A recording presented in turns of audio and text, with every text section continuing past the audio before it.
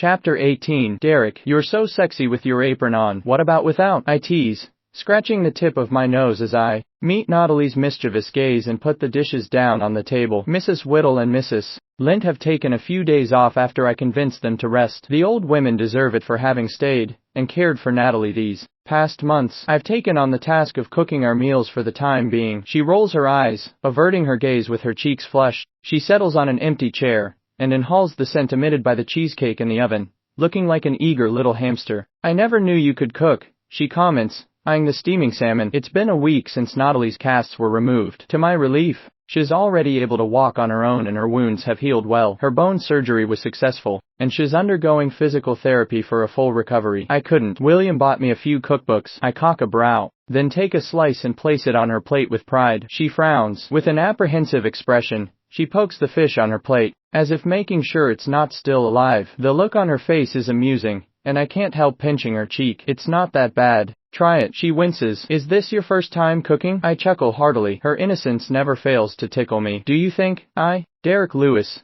have the time to cook every day? I ask haughtily. Raising her head, she meets my gaze with a scowl. Can't we just order food? I might get food poisoning at this rate. I don't want to go back to the hospital. Feeling my brows twitch, I sit on the chair next to hers, grab a fork and start eating. She knows how picky I am when it comes to food. If I can't convince her with my words, I know my actions will. I can't blame her though. It really is my first time cooking. Following my lead, she tastes the dish, making a slurping sound with the soup. I've done my research and made sure to prepare foods that will help to heal her bones. And William, before flying back to San Francisco, showed me how to use the kitchen. Not bad, Natalie chirps, raising a brow. I watch her take a scoop of wild rice and fill her bowl with chicken broth. The dishes are simple, but it took a bit of trial and error until I was content with my results. Of course, she swallows her food and licks her lips before letting out a giggle. Did you learn to cook for me? I pause and then shake my head. No, geez, it wouldn't hurt you to just admit it. I grin, rustling her hair on the top of her head. Food from restaurants is filled with preservatives and excess sugar. It's not good for your health,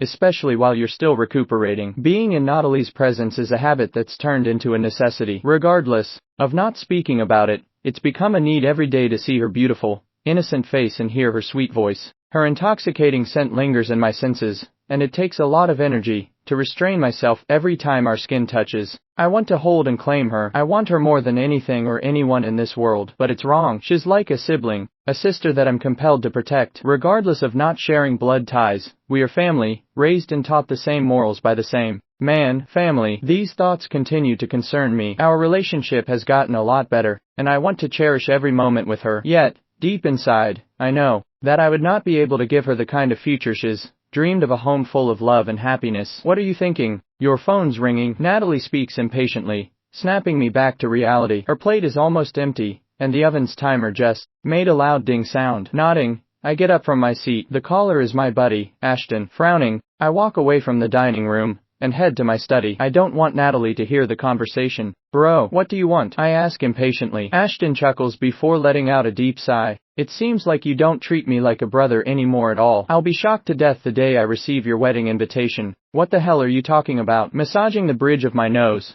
I settle the office chair, my gaze landing on a photograph. It's a high school graduation photo of Natalie. She's holding a bouquet of stargazers, with Benedict's hand on her shoulder, beaming proudly. I heard Natalie was in an accident. I feel the corner of my lips twitch. Did he call just to gossip? I'm hanging up. You're aware that Moore was not behind the car accident, right? Even still, Natalie's parents also died in a car crash. It was just a coincidence that two vehicles were speeding up at the same time Natalie was rushing to arrive at the scene. You and your conspiracies. It's not a conspiracy. I raise my brow. The familiar voice sounds unusually tired and irritated. Another voice comes on the line. It may have slipped your attention, but the drivers of the vehicles completely disappeared after they were discharged from the hospital. It doesn't end with Moore behind bars and Natalie securing her position. This was no accident. The second speaker is Gray Goldstein, another brother from the frat. I'm already aware of the things he speaks of. Unfortunately, my team and I reached a dead end when we tried to probe for further information about the missing people. Funny how you have the time to chatter about me when you just came back from a deadly mission. Who put you up to this? Gray laughs. I'm glad I made it back in time for your wedding. Nonsense, there's no wedding. I mumbled dismissively, reaching out for the picture frame. Bro, have you ever wondered why old Quinn left that villa under your name? Natalie wasn't even a minor when you took her under your wing. See that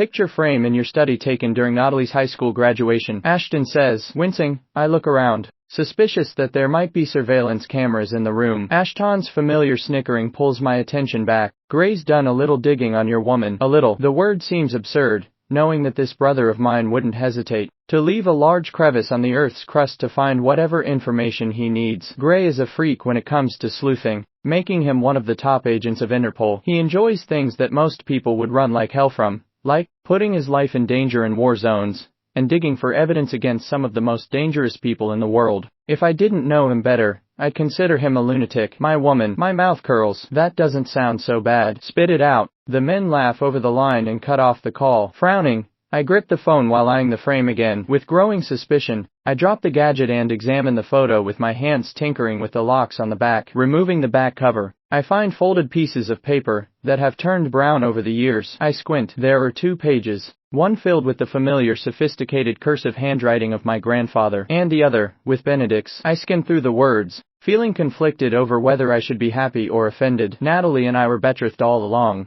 Those old men and their tricks to think that I've tortured myself countless nights, torn over our relationship. Jesus,